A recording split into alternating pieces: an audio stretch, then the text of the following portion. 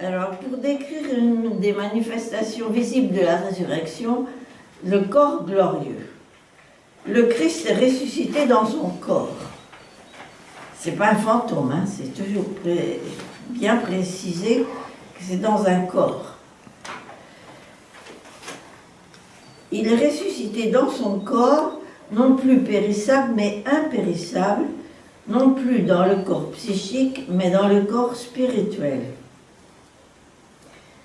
Alors, les caractères de ce corps glorieux, qui s'oppose au corps charnel, corps impérissable qui s'oppose au périssable, le corps spirituel qui se distingue du psychique que nous portons maintenant. Donc le Christ entre les portes fermées. Il ne connaît donc pas plus la loi de l'espace. Cette soumission à l'espace que nous vivons nous-mêmes est une conséquence du péché, c'est-à-dire de la séparation avec Dieu.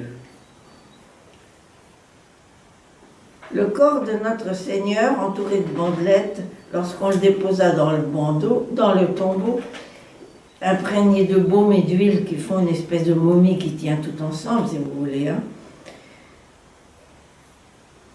Donc, le corps de notre Seigneur sortit de cet enveloppement sans déchirer les bandes, un peu comme un liquide, comme un souffle, et pourtant c'était son corps. Une matière, bien que transfigurée, une matière rappelant plutôt notre pensée, qui est une matière subtile, mais une matière capable de traverser les espaces invisiblement. Vous voyez cette espèce de suggestion. Alors, le corps glorieux n'est donc pas plié aux lois de l'espace. Il dépasse la pesanteur, présent dans un lieu sans y être lié. Il n'est pas non plus lié au temps qui nous ronge. Dans la nouvelle création, il n'y aura plus de temps. Mais, à part ce travail, cette distinction avec le corps, espace, temps, etc., le caractère le plus étonnant du corps glorieux, c'est qu'il ne s'impose pas. En revenant à l'Évangile, le Christ se présente et nul ne le reconnaît après sa résurrection. Marie-Madeleine le voit, elle le connaît. Et son cœur ne tressaille pas. A-t-il changé de forme, devenu autre? Non. Encore une fois, le corps glorieux suit la même loi que l'esprit. Il ne s'impose pas. C'est très difficile à comprendre, à intégrer pour nous, cette conception. C'est pour ça que j'aime bien partager avec vous, parce que, encore une fois, le corps glorieux suit la même loi que l'esprit. Il ne s'impose pas, il rayonne la discrétion divine. Et on a un mal fou à comprendre que le Seigneur Jésus-Christ, la grande majesté, comme dit Thérèse d'Avila, il est capable d'attendre toute notre vie qu'on se tourne vers lui. Il ne s'imposera pas.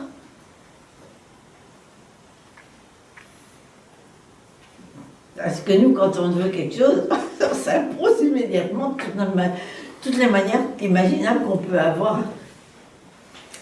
C'est très difficile, ça. C'est un grand mystère. Il faut prier pour être humble et avoir une toute petite miette de cette affaire. Alors, il continue. Nous ne parvenons pas à concevoir la discrétion du Tout-Puissant.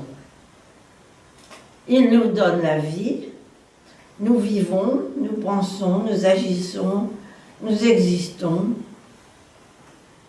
parce que tout est de lui, par lui et en lui. Et cependant, nous pouvons vivre comme s'il n'existait pas. Il ne s'impose pas, bien que plus vivant en nous que nous-mêmes. Et si nous désirons le voir, si nous cherchons à le connaître, alors il vient et se montre. Mais avant, notre cœur doit s'ouvrir. C'est mystère de foi.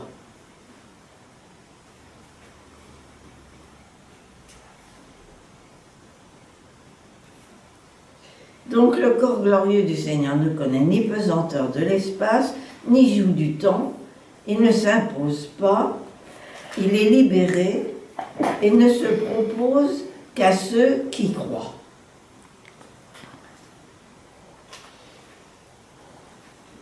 Il n'a pas besoin non plus de nourriture. Et par l'Eucharistie, nous sommes greffés au corps glorieux du Christ.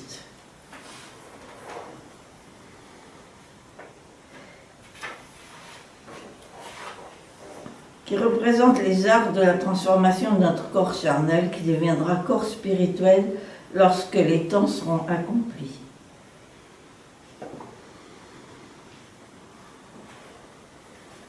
La résurrection du Christ nous annonce que les choses mortelles, la matière grossière, ce qui est nuisible, pesant, lourd pour nous actuellement, se transfigurera et redeviendra corps spirituel. Le petit sera grand, le méprisable honoré. Voici la clé de voûte de la rédemption. On ne peut pas avaler tout ça d'un seul coup, mais laissez poser dans votre tête que il ne s'impose pas. Il est discret. Oui, mais il n'a pas besoin de manger, non. Mais il peut partager le repas. Mais oui, parce que s'il veut, il est libre. Il n'y a pas de problème. Et justement, quand il va voir, qu'il était d'entre toute porte close, il dit aux disciples, la paix est sur vous. Ils sont tellement étonnés qu'ils n'arrivent pas à le croire.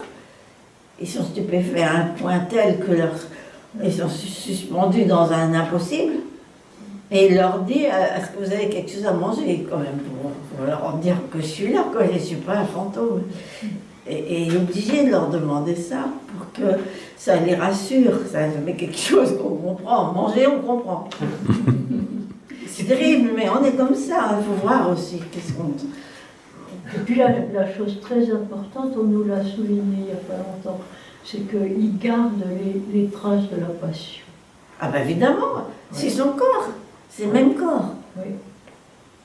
Et il leur montre. Vous voyez mes mains, je ne suis pas un fantôme. J'ai les trous, les clous, machin. Ouais. Bon, il ne faut pas s'accrocher trop là-dessus, mais ce qui est important, c'est de comprendre qu'il y a un corps spirituel qu'on a chacun, qui sera, après la mort, en son temps,